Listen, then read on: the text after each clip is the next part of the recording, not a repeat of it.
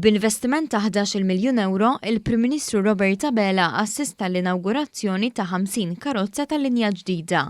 Il-vetturi l-ġodda twal 12 metru qed jieħdu post vetturi antiki ta' tip King Long li kienu twal 9 metri biex kull vettura qed tirdoppja l-kapaċità ta' kemm tista' ġġorr passiġġieri.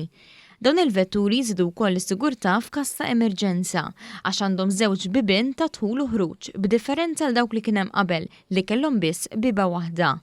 Qabel il-pandemija l-karozzi tal-linja f'Malta kienu jġorru medja ta' 181,000 passiġġier kuljum.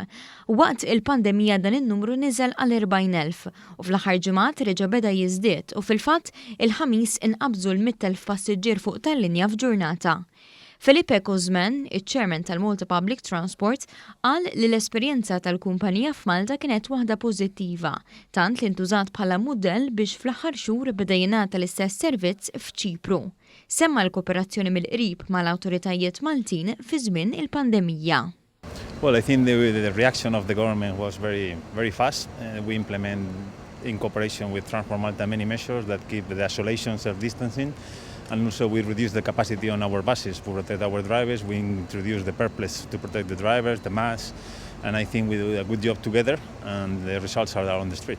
Il-Prim Ministru Robert Abela innota li s-servizz ta' trasport pubbliku f'Malta fl-aħħar snin raqabża kbira fil-kwalità bis-saħħa tal-investiment kbir li sar u qed ikompli jsir. Dr. Abela fakkar fil-viżjoni tal-Gvern li s-servizz ta' trasport pubbliku jkun bxejn għal kulħadd.